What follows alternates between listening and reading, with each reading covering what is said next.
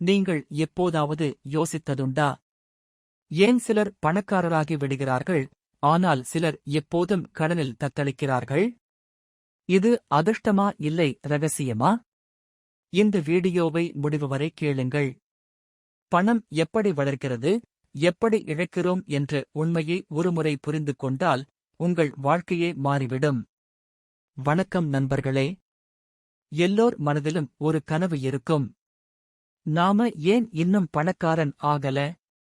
நாம சம்பாதிக்கும் பணம் ஏன் நம் கையில் தங்க மாட்டேங்குது?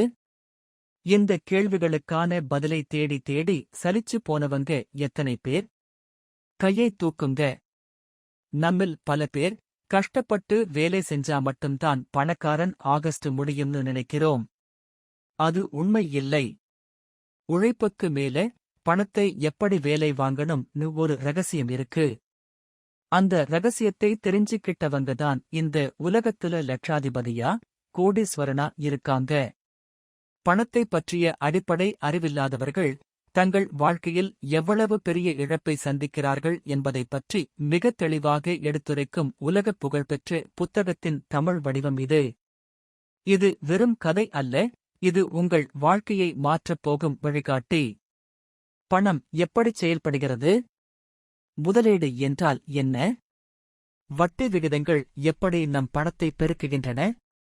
உங்கள் சேமிப்பை எப்படி ஒரு இயந்திரம் போல வேலை செய்ய வைப்பது? என்ற அனைத்து கேள்விகளுக்கும் ஆணித்தரமான பதிலை இந்த வீடியோவில் பார்க்கலாம். வணக்கம் நண்பர்களே. உங்களை அன்புடன் வரவேற்கிறேன் புத்தாவில். இன்று நாம் கேட்கப் போகும் இந்த கதையில் ஒரு சாதாரண மனிதன் பணம் என்ற ஆற்றல் எப்படி வேலை செய்கிறது என்பதை புரிந்து கொண்டு தனது வாழ்க்கையை முழுவதும் மாற்றிவிடுகிறான். இது ஒரு புத்தகமல்ல, இது ஒரு விழிப்புணர்ச்சி. கேளுங்கள், உணருங்கள், மற்றும் அதை உங்கள் வாழ்க்கையில் நடைமுறைப்படுத்துங்கள். அருண் ஒரு நடுத்தர குடும்பத்தை சேர்ந்தவர். தினமும் காலையில் எழுந்து வேலைக்குச் செல்வார், கடுமையாக உழைப்பார். ஆனால் மாத இறுதியில் அவர் மனதில் ஒரே வலி. என் கையில் எப்போதும் பணம் ஏன் இருக்காது? அவருக்குத் தோன்றும் ஒவ்வொரு மாதமும் இந்த முறை சேமிப்பேன், ஆனால் உண்மையில் கடைசியில் எதுவும் மிச்சம் இருக்காது.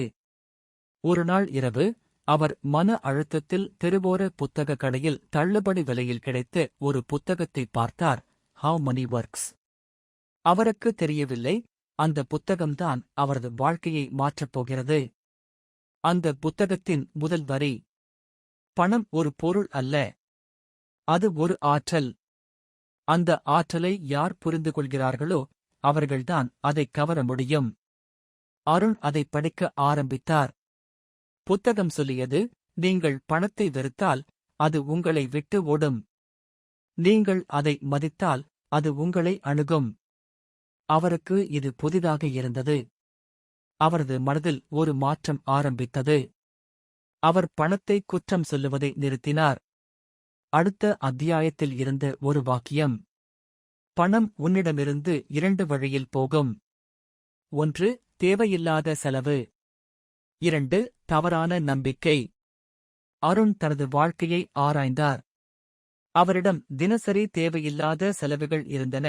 Coffee, cigarette, online shopping, branded பொருட்கள். அவை ஒவ்வொன்றும் சிறியதாய் தோன்றினாலும் மாத இறுதியில் பெரிய தொகை. அவர் ஒரு முடிவு எடுத்தார். ஒவ்வொரு ரூபாய்க்கும் ஒரு காரணம் வேண்டும்.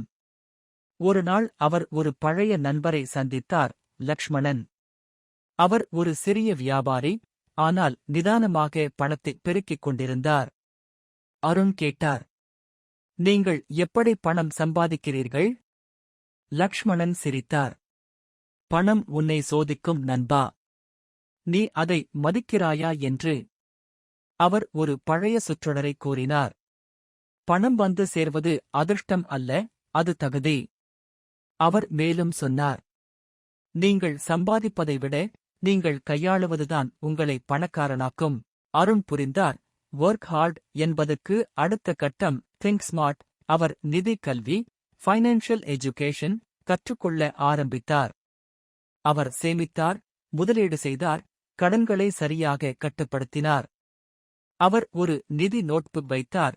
பணம் என்னிடம் வரும்போது அது என்ன செய்ய வேண்டும் என்று நான் தீர்மானிக்கிறேன்.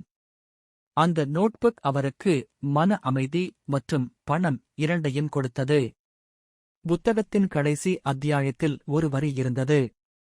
நீ பணத்தை தேட வேண்டாம், பணம் உன்னை தேடட்டும்.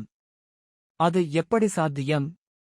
பணம் கவரும் சக்தி, gratitude value creation generosity. Arun எங்கு வேலை செய்தாலும் அவர் மக்களுக்கு மதிப்பு சேர்த்தார். அவர் சம்பாதிக்கத் தொடங்கியபோது உதவி செய்யவும் தொடங்கினார். அவரது மனம் பசியை விட நன்றி நிறைந்தது.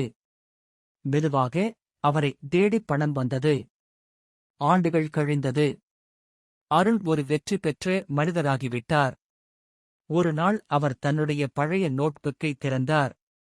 அதில் முதல் வரி, பணம் ஒரு ஆற்றல். அதை மதித்தால் அது உன்னை வளர்க்கும். அவர் சிரித்தார். அவருக்கு புரிந்தது, உண்மையான செல்வம் என்பது பணமல்ல. நீங்கள் இன்று கற்றுக்கொண்ட முக்கியமான ரகசியங்கள். 1. சேமிப்பு என்பது வருமானத்தில் எஞ்சியது அல்ல, அது முதலீடு. 2. கடன் என்பது எதிர்காலத்தில் நீங்கள் செய்யப் போகும் வேலைக்கு இப்போதே கட்டும் வட்டி. 3. முதலீடு என்பது பணத்தை பல மடங்காகப் பெருக்கும் மந்திரக்கோல். நண்பர்களே, பணம் நம்மை அடிமையாக்க வேண்டாம். நாம் தான் பணத்தின் ஓட்டத்தை வழிநடத்த வேண்டும். இன்று முதல் ஒரு சிறிய மாற்றம் தொடங்குங்கள். தேவையில்லாத செலவுகளை நிறுத்துங்கள். உங்கள் பணம் எங்கு செல்கிறது என்று கவனியுங்கள். அறிவுடன் முதலீடு செய்யுங்கள். நன்றியுடன் வாழுங்கள். பணம் உங்களை விட்டு ஓடாது. அது உங்களை தேடி வரும். நீங்கள் இந்த கதையை கேட்டு உணர்ந்திருந்தால் ஒரு லைக் போடுங்கள். உங்கள் நண்பர்களுடன் பகிருங்கள்.